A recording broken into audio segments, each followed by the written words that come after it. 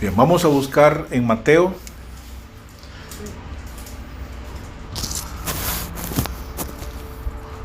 Mateo 27. Mateo capítulo 27.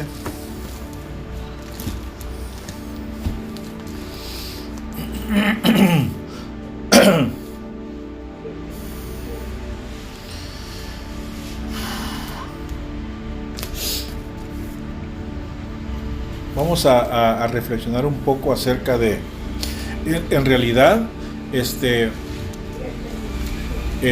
ya le voy a decir la cita. En realidad, más o menos por estos días es que el Señor murió. Más o menos por estos días que el Señor murió. Entre marzo y abril siempre hay un cambio en relación con el calendario de nosotros que tenemos aquí, pero más o menos por estos tiempos fue lo que la religión tradicional hace diferente es que ellos creen que Jesús murió viernes y que resucitó domingo, pero la Biblia no dice así. La Biblia dice que murió miércoles y resucitó sábado. Eso está bien claro. Pero como la tradición enseña que fue viernes y que domingo, bueno, ni modo, ahí lo siguen enseñando en la religión tradicional y también en muchas iglesias evangélicas. Así que, ni modo. Pero por este tiempo más o menos. Y con respecto a eso vamos a ver un poco en Mateo capítulo 27. Mateo 27. Vamos a leer desde el versículo 1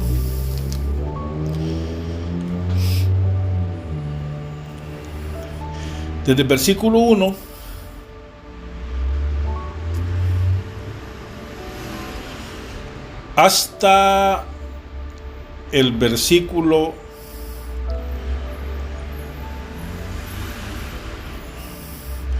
6, hasta el 7. 27.1 hasta el 9 vamos a leer. 27.1 hasta el 9 de Mateo. Vamos a ver algunas cosas ahí y muy importantes. ¿Ya lo tienen? Dice: venida la mañana,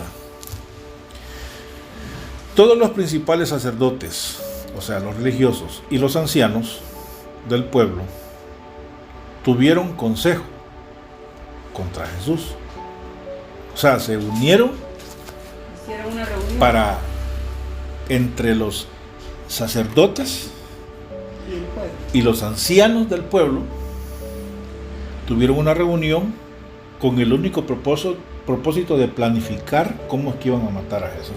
Imagínense la reunión que tuvieron los sacerdotes, los que creían en Dios, aquellos que hablaban de Dios en la Torá y todo eso. Ellos mismos,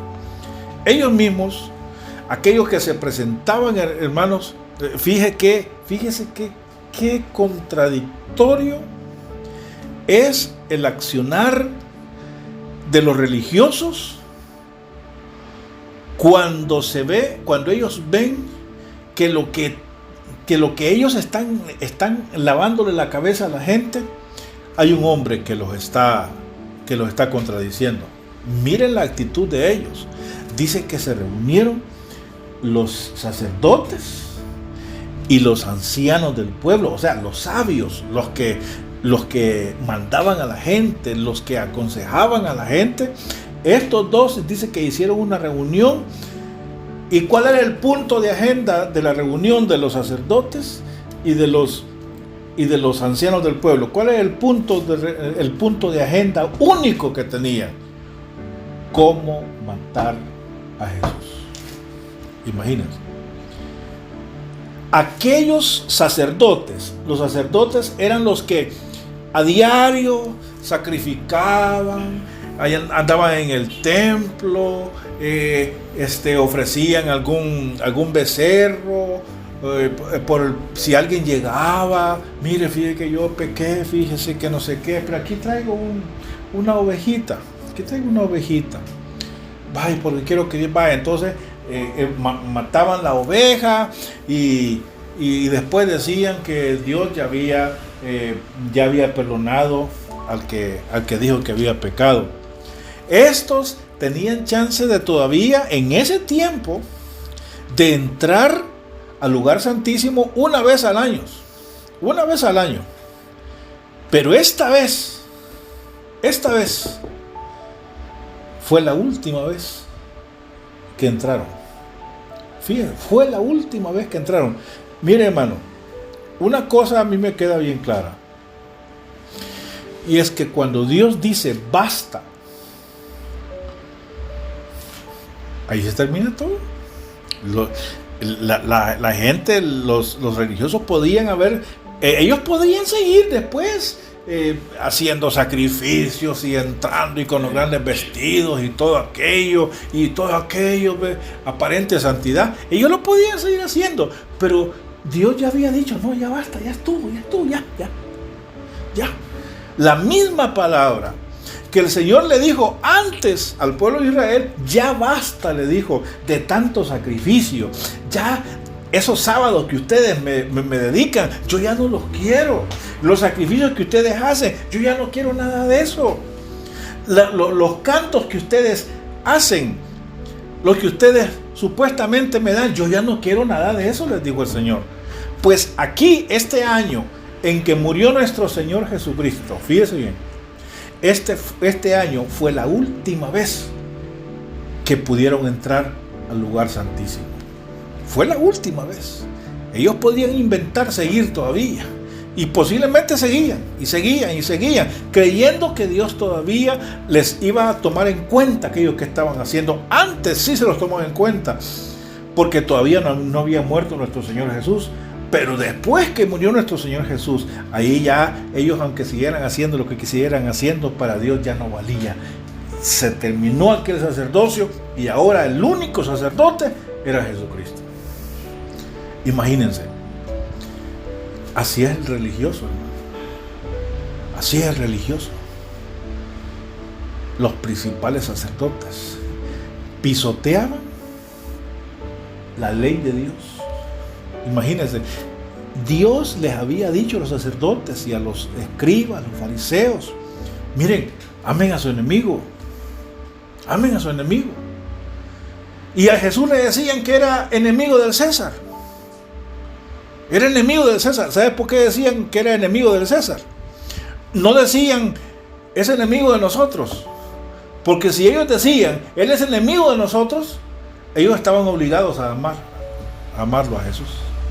Porque Dios había dicho, amen a sus enemigos. Pero decían, él es enemigo del César. Entonces, nosotros no estamos obligados a amarlo porque no es nuestro enemigo, sino que él tiene que pagar lo que le está haciendo al César. Si eran bien vivos, hermano. Eran vivos. Tenían una astucia tremenda con tal de hacer lo que ellos querían. Pero esa es la religión. Pero mire, cuando Dios dice, no, yo ya no quiero nada de eso, ahí ya estuvo, hermano. Ya estuvo ahí. Aunque la gente haga lo que quiera hacer. Dice que los ancianos, aquellos que aconsejaban al pueblo, que una familia, mira, ¿qué podemos hacer? Fíjese que tenemos un problema, tenemos aquí, que no sé. Entonces venían los ancianos del pueblo y los aconsejaban. Había un grupito y ellos aconsejaban a estos, miren, sigan la ley de Dios, sigan al Señor. Pero cuando llegó Jesucristo a revolucionar todo aquello, ellos se volvieron en contra de Jesús. Y el punto único, miren hermano, el punto único de la agenda que tenían, que no es tan diferente como que hoy, la agenda del punto único de la agenda de este tiempo, no es muy diferente al punto único que tenían esto vez. ¿Cuál es el punto único?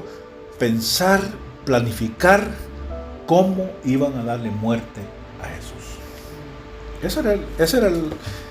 Esa era la reunión. Vaya, solo imagínense ustedes, reunido el sacerdote, el sumo sacerdote, reunidos los levitas, reunidos los ancianos del pueblo, todos los sabios, los que sabían todo, reunidos ahí. Y dice uno, vaya, el punto de esta reunión es cómo vamos a matar a Jesús. ¿Cómo matar a Jesús? Él dice que es hijo de Dios. Él dice que tiene el poder de perdonar pecados.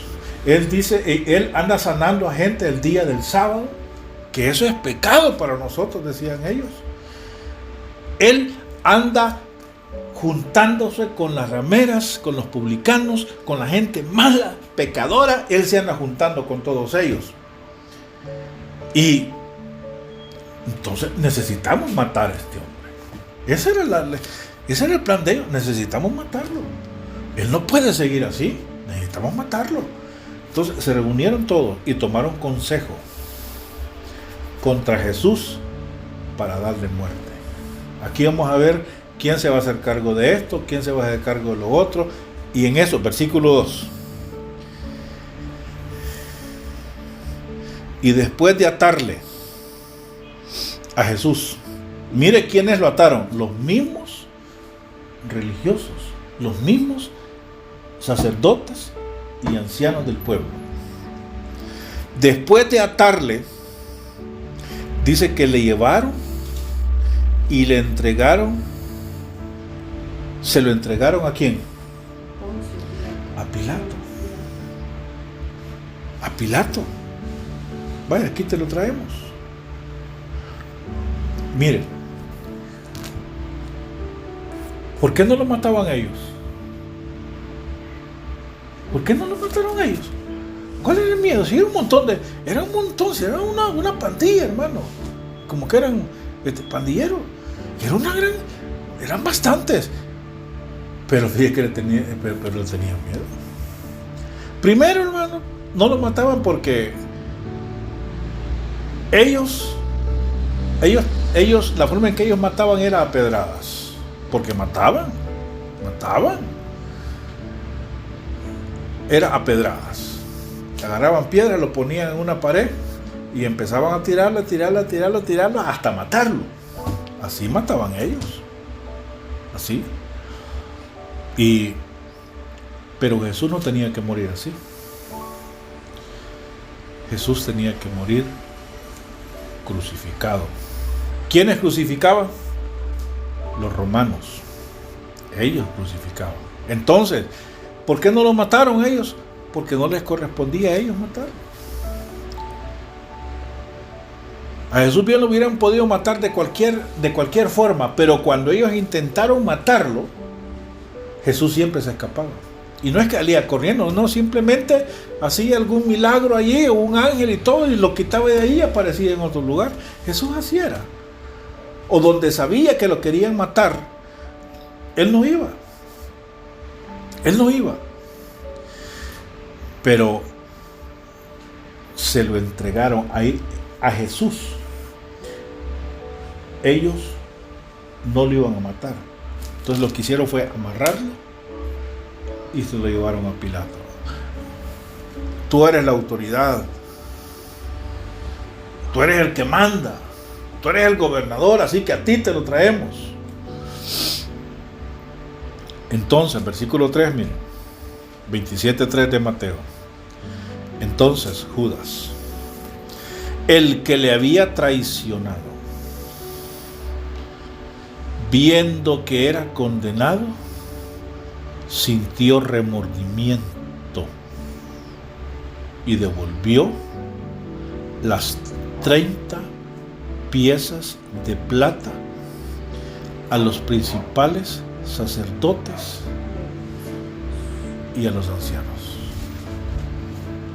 Y él dijo, versículo 4, diciendo: yo he pecado traicionando sangre inocente. Mas ellos dijeron, miren, hablando en buen salvadoreño, ¿cómo dijeron ellos? Miren, ¿qué nos importa a nosotros? Es tu problema. Hoy ya lo vendiste. ¿Sí? Lo bendice, lo ¿Sí? hiciste. ¿A nosotros qué les dicen? O sea, ¿qué nos importa a nosotros? Que estés arrepentido, que tengas remordimiento, que devolvas este pisto, a nosotros eso no nos interesa. Y ellos le dijeron, allá tú. Quiere decir, ese es tu problema. Y como mire, el Señor Jesús dijo que Judas, ya no dijo Judas, pero de él hablaba cuando dijo el hijo de perdición.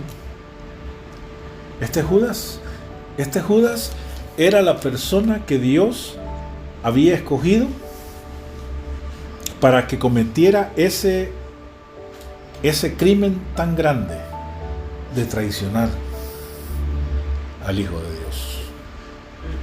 El Señor dijo, la profecía estaba dicha de el que mete, aquí ponía la bandeja del pan y Jesús la tenía así cerca y Jesús venía, agarraba el pan y comía. Entonces dijo Jesús, uno de ustedes les dijo, uno de ustedes me va a entregar. Y todos empezaron a decir, soy yo, Señor, soy yo. Y Jesús les dijo, miren, esto está fácil. Mire, la Biblia no dice quién se fijó en eso, pero Jesús les dijo, el que mete conmigo la mano en el plato para comer lo que estaban comiendo, el que mete conmigo la mano en el plato, ese es. Supuestamente, hermano, cuando decimos aquí va que alguien, ya, vení comamos, aquí del mismo plato, no hay otro, aquí comamos los dos. Quiere decir que uno tiene una confianza pero grande con esa persona. Por eso dicen, si no hemos comido en el mismo plato, pues. ¿Ah? Entonces, vino, pero uno cuando hace eso, quiere decir que uno tiene una gran confianza y un gran amor, un gran aprecio por aquellas personas que está comiendo con uno. Y dijo el Señor, el que meta su mano conmigo en el plato, ese es. Quizás nadie hacía eso. Nadie. Pero esa vez, para que se cumpliera la profecía, esa vez Jesús agarró el pedazo de pan o de lo que estaban comiendo, y al momento en que Jesús metió la mano en el plato para agarrar la comida, la metió también Judas. Y dice que cuando Judas agarró el pedazo de pan y se lo comió, dice que allí entró el diablo en Judas. Hermano, una situación como esa es de lo más vil que puede hacer. Jesús le dijo, el que mete su mano comiendo en el plato, sí, ese es. Pero la Biblia no dice que Pedro vio quién fue, que fulano vio quién fue. No dice. Pero Jesús dijo la profecía. Y Judas metió la mano en el plato. Entonces, ya de allí, hermanos míos, Judas ya empezó a ser manipulado por el enemigo. Ya empezó a ser manipulado, a pensar otras cosas. Pero Judas, hermano, mire, Judas era como aquellos hombres y mujeres, como aquellos hombres que hacen algo malo, pero cuando miran los resultados de todo aquello malo que hicieron, se asustan. ¿Ya? Se asustan. no pensé que iba a pasar todo esto. No pensé que iba a pasar esto. Entonces entran en remordimiento. Pero el asunto es que ellos ya lo hicieron. Entonces Judas dice que devolvió las 30 piezas de plata. ¿De qué sirve? Me pagaron 30 piezas, vaya, me las voy a devolver. Si ya la había entregado. Ya la había entregado. Lo que se hace ya no se deshace. Y dijo en el versículo 4, yo he pecado, dijo, traicionando. Así dice en esa versión, ¿verdad? Traicionando. Entregando, es lo mismo. Es lo mismo. Es lo mismo. Es que la palabra entregar y traicionar es lo mismo. Como que digan, vaya. En las películas se ve seguido eso, vaya. Yo le voy a entregar a pero ustedes me dan tanto.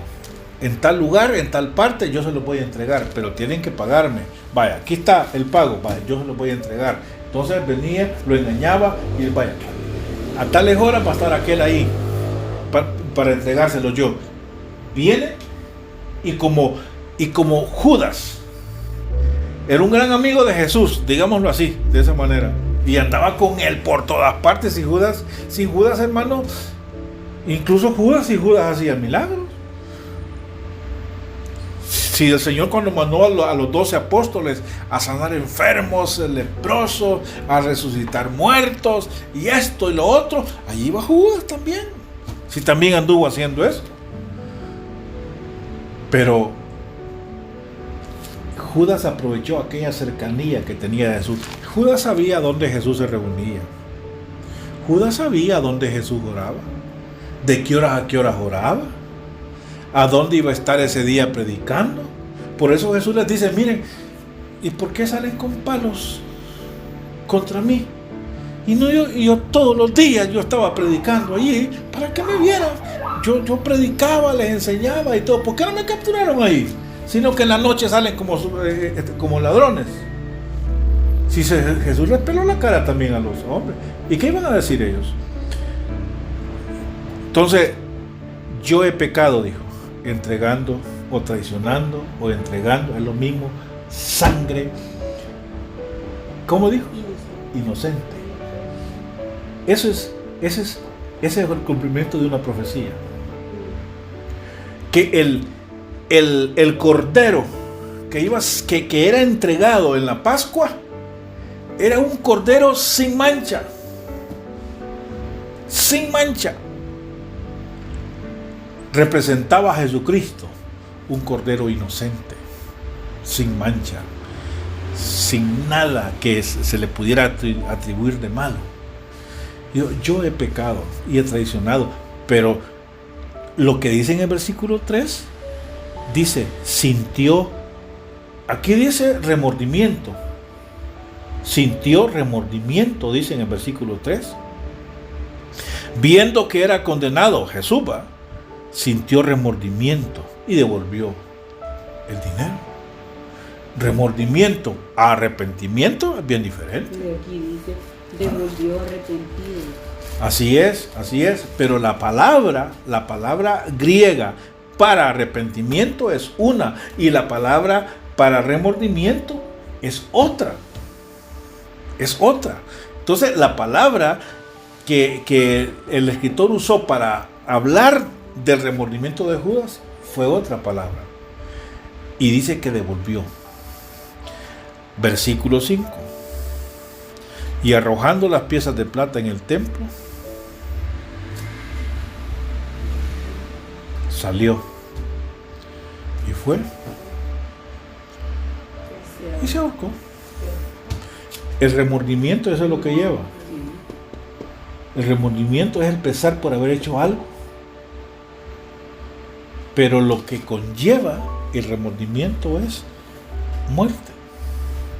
Y vino Judas, no fue, fíjense, imagínense ustedes, ¿qué hubiera pasado si Judas va donde Jesús y le dice, Jesús, perdóname, yo fallé, le di lugar al enemigo, fallé. Esa es una cosa bien diferente.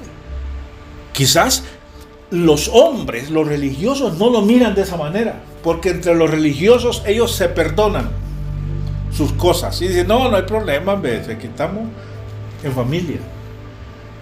Pero cuando era de la gente, el pecado, ellos sí eran malvados. Eran malvados. Entonces, pero eso no pasó. Si Judas hubiera hecho eso, ese es un caso hipotético. Si Judas hubiera hecho eso, ¿ustedes creen que Jesús no hubiera perdonado? Si perdonó a Pedro. Perdonó a Pedro.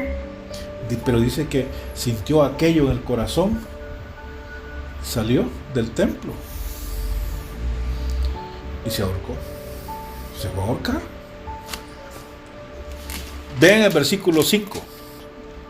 El 6. Los principales sacerdotes, o sea, los religiosos, dice que tomaron las piezas de plata y dijeron, mire cómo, es que la hipocresía de los religiosos, hermanos, pero esa es ilimitada. Ay, dicen ellos, no es lícito echarlas en el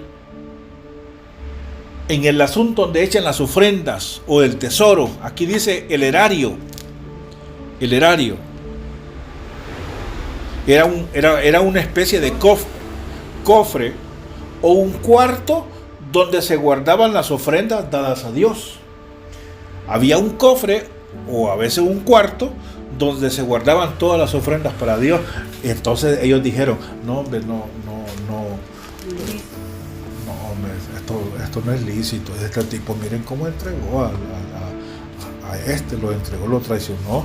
Y entonces nosotros, él devolvió el dinero, pero no podemos nosotros, porque sería un pecado ante Dios meter estas 30 piezas, precio de sangre, y entregarlas, y va a contaminar que no sé qué y que no sé cuándo. Así son los religiosos, hermano. Así son los religiosos. Y ¿por qué es precio de sangre? Versículo 7, miren. Otra vez se reunieron. Reunámonos a ver qué vamos a hacer con estas ofrendas.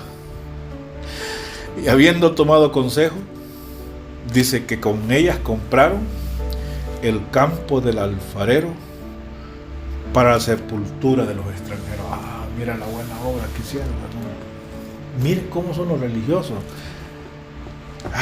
Hagamos un orfanato para los niños que los dejan los padres, o hagamos un monasterio, hagamos un convento, porque miren que es necesario esto. Y todos esos lugares, hermano, todos esos lugares, ¿qué hacen? Son lugares de perdición. Son lugares de perdición. Miren, hay iglesias bien antiguas en el mundo, iglesias católicas bien antiguas, que todavía en los ¿cómo se llama? En los sótanos de esas iglesias, los sótanos son los cuartos que están abajo de la tierra. Todavía se encuentran esqueletos de mujeres, fetos, o sea, niños que los han abortado, se encuentran allí. ¿Por qué? Porque los curas tenían sexo con las monjas, y cuando salían embarazadas las hacían abortar. Si eso es una sola perdición, hermano, eso todo el mundo ya sabe, incluso ellos mismos ya saben que eso pasa con ellos. Pero vamos a hacer esto, vamos a hacer lo otro. ¿Cuándo, hermano? ¿Cómo es posible que la religión quiera opacar el hecho?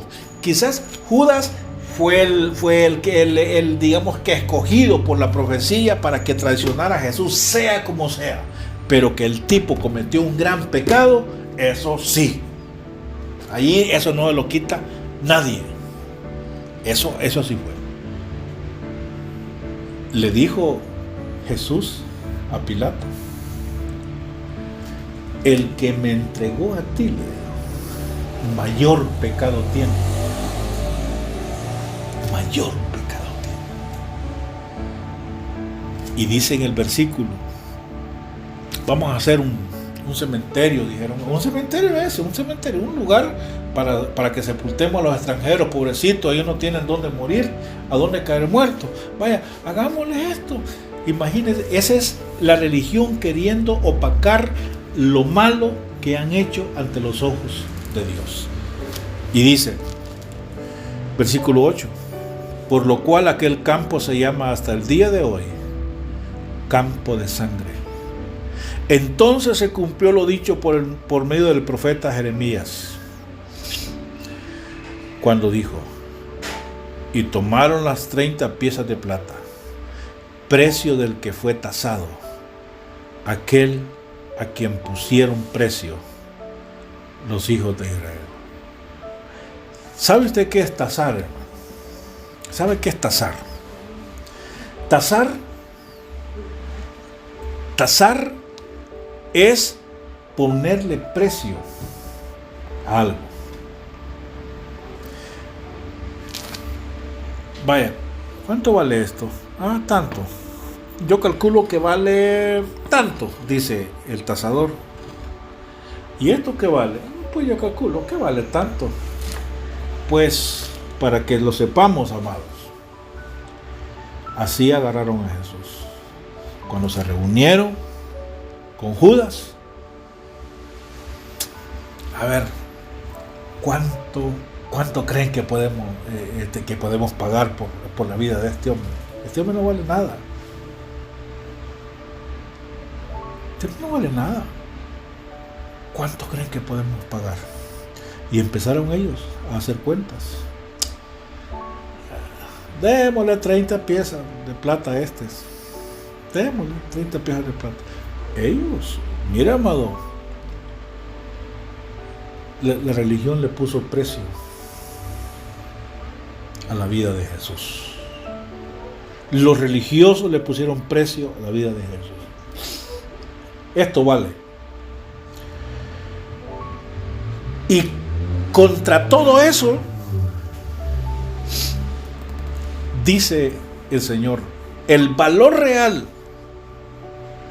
de la muerte de Jesucristo en realidad no tiene precio. Porque dice que derramó toda su sangre. Y eso es real. Derramó todo. Cuando mataban al cordero, los israelitas en el día de la Pascua, al cordero primero le cortaban la cabeza, lo degollaban, le abrían el cuello, le abrían todo para que saliera toda la sangre. Toda la sangre. Y así sin sangre lo ponían al fuego. Entonces Jesús derramó toda su sangre por nosotros. Él, estando en la cruz, miren, cuando iba caminando lo golpeaban, botaba sangre. Lo volvían a golpear, botaba sangre. Pies descalzos, no crea que le ponían sandalias o algo para que no se dañaran los piecitos, no. Ahí botaba sangre. Lo golpeaban, botaba sangre. Y cuando lo subieron, botaba sangre. Cuando lo clavaron, botó sangre. Cuando le pusieron la corona de espinas, botó sangre. Cuando lo pusieron en la cruz y le metieron la lanza en el costado, ahí botó toda su sangre, toda la sangre. ¿Cómo iba el Señor a impedir botar toda? Si lo más probable es que haya sido un chorro de sangre y agua. Sangre y agua. Se le salió toda su sangre. Y así, seco de sangre. Porque él tenía que derramar toda su sangre para salvar a todos los que creyeran en Él. A todos, malos, buenos, religiosos, no religiosos, de cualquier clase. Por eso al Señor le sacaron toda la sangre. Y usted piense eso, hermano. Piense en eso. Cuando en este tiempo ya casi nadie hace eso, pero me acuerdo que cuando agarraban una gallina, la agarraban y le cortaban el pescuezo, la degollaban, y me acuerdo que lo ponían así, a que botara toda la sangre, que quedara sin sangre. Pues, amados, por si no lo sabían, así le sacaron toda la sangre a Jesús. Por eso el apóstol dice allá, el apóstol Pedro, dice allá que fuimos nosotros comprados con la preciosa sangre de Jesucristo, no con oro ni plata, sino con la preciosa sangre de Jesucristo. Toda su sangre. Algo, hermanos, que el religioso ni se imagina. Si todo el sufrimiento que pasó el Señor lo pasó por nosotros. Pero aún así hay gente que no quiere. Aún así hay gente que les encanta ver, en estos días, les encanta ver a Jesús. Ay, que se cae, que la segunda caída, que la tercera caída, que la cuarta caída, que no sé qué, que cuando limpian la cara y no sé qué. Ah, qué galán, hombre. Si a Jesús no le asistió nadie, solamente que Simón de Cirene, que venía de allá, venía de trabajar el pobre, y a él le pusieron la cruz para que ayudara, porque Jesús ya no podía. ¿Por qué no podía? Porque su cuerpo no era atractivo. Su cuerpo no tenía músculos y que digan que fuerte soy. No. Dice allá en Isaías, dice, como raíz de tierra seca. Verlo hemos, pero sin atractivo, para que lo deseemos.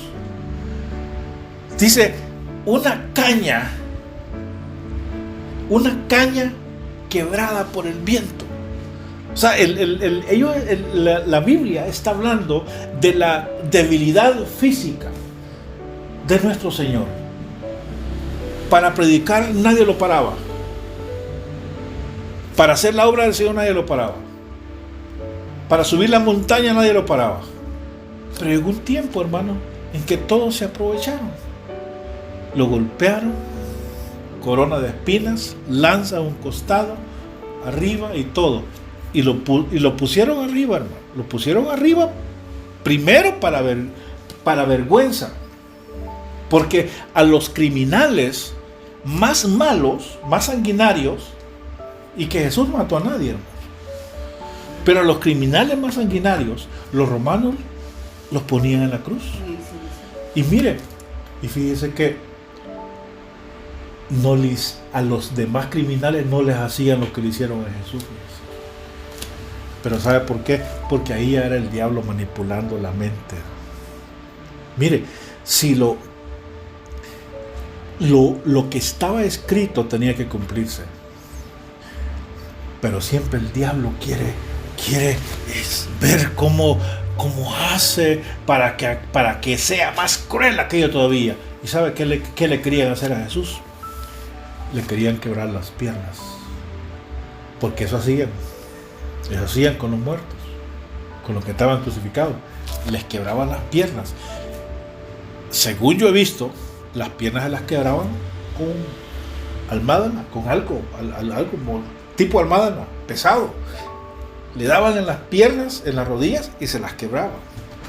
Entonces las rodillas quedaban colgando, las piernas quedaban colgando, los pies quedaban colgando. Otro poco de sangre. Y cuando aquellos iban a quebrar las piernas a Jesús, Jesús ya estaba muerto. Dijeron, pues no hay necesidad. se las quebraban para que le doliera, para que sintieran dolor. Pero cuando iban ellos a quebrar las piernas a Jesús, vieron que Jesús ya había muerto. Entonces no se las quebraron. ¿Sabe por qué? Porque había una profecía en el Antiguo Testamento que dice que no iba a quebrar ninguno de sus huesos. Si el diablo puede darse gusto, hermano, poniéndonos toda clase de trabas, problemas, ataques, injurias y todo. Pero hay cosas que no puede hacer, hermano. Hay cosas que hay cosas que él quisiera, con todo su deseo malo que tiene, él quisiera hacernos cosas, pero impensables, tremendas en contra de nosotros, pero no puede. Aleluya, amén. No puede. No importa cuán duro, hermanos, no importa cuán duro sea el camino, no importa cuán duro sea el ataque del enemigo, pero lo peor no nos lo puede hacer. Amén. ¿Sabe por qué? Porque el poder de Satanás y la obra de Satanás está limitada a la supervisión de nuestro Padre. Él no puede hacer más de lo que se le permite. Y mire, hermano, dice la Biblia que llegaron, lo entregaron, y dice el versículo 11: Jesús pues estaba en pie delante del gobernador, y éste le preguntó diciendo: ¿eres tú el rey de los judíos? ¿Y qué le dijo Jesús? Fíjese que a mí me llama la atención esta respuesta de Jesús. ¿Dijo Jesús que sí o dijo Jesús que no? Ninguna de las dos cosas. Fíjese que él no dijo ni sí ni no. Él dijo: tú lo dices. O sea, yo no estoy diciendo nada. Tú estás diciendo.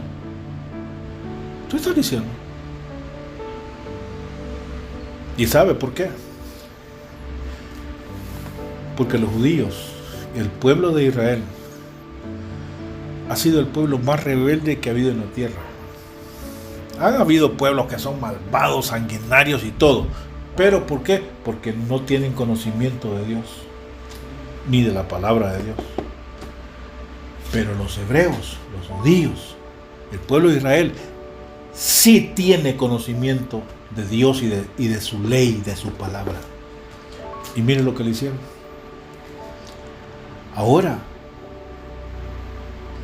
el Señor no es rey de los judíos. Dice la Biblia que Él es el rey de los reyes. Aleluya. Él es el rey de los reyes y es el Señor de los señores. Amén. Y cuando Él venga otra vez, dice la palabra, dice que va a venir y va a decir aquí que este es el verbo de Dios. Nadie en este mundo tiene la autoridad de autoproclamarse el verbo de Dios, porque el verbo de Dios solamente es uno, es Jesucristo, el Señor. Aleluya. Él es el único.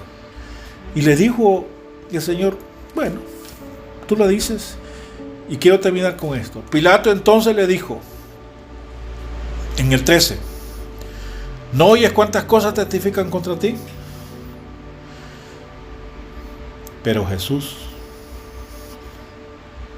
mire qué bonito esto, Jesús no le respondió palabra.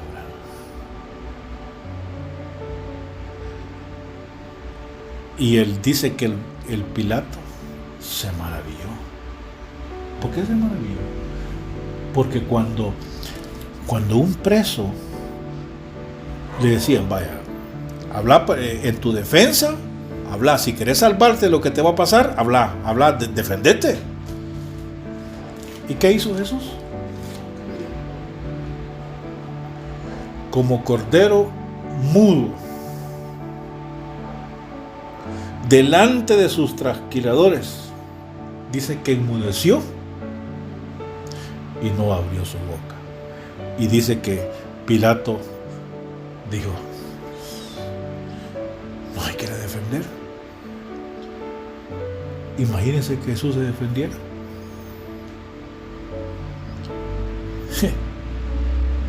¿Qué hubiera sido de nosotros? Sí. En realidad no estuviéramos hablando de Jesús. Y no que estuviéramos hablando de un hombre que existió y hizo buenas cosas, pero que salió libre, vaya, se defendió lo que dijeron y salió bien y todo, y se fue para su familia. ¿Qué hubiera pasado con nosotros? Por eso Jesús no se defendió. Por eso Jesús no bajó de la cruz. Por eso Jesús dejó que le metieran la lanza en el costado. Por eso Jesús prefirió los vituperios, los esputos, dice Isaías. Los esputos eran las escupidas que le tiraban al Señor. Cuando Él iba pasando, lo escupían. Hermanos, si eso era lo peor que le podía pasar. No han hecho eso con nadie. Con nadie de este mundo han hecho eso. Ni a los ladrones, ni a los que estaban, más bien, ni a los dos que estaban a los lados de Jesús les hicieron eso. Ni a ellos. No, Jesús cuando terminó de hacer, cuando ya dice la Biblia que cuando él dijo: consumado es, Padre, en tus manos encomiendo mi espíritu, dice que exhaló su espíritu. Ahí es lo que hacen todos los muertos normalmente. Sacan el espíritu, la habilidad de seguir respirando, y se mueren.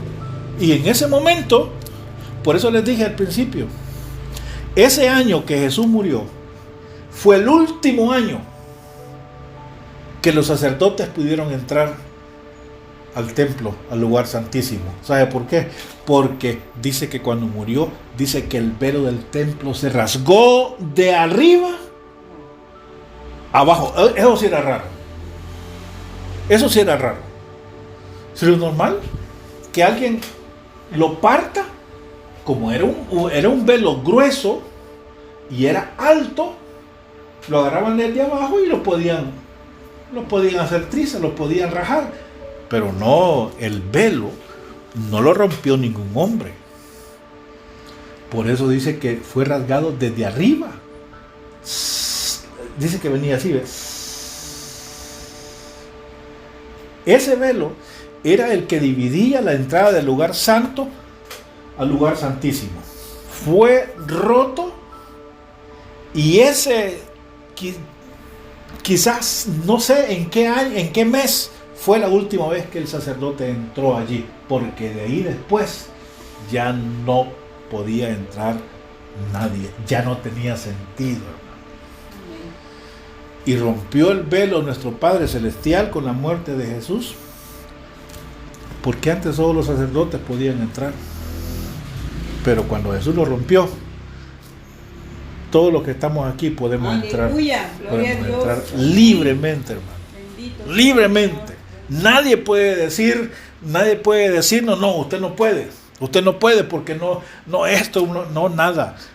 Todos tenemos entrada al lugar santísimo que dice la palabra de Dios.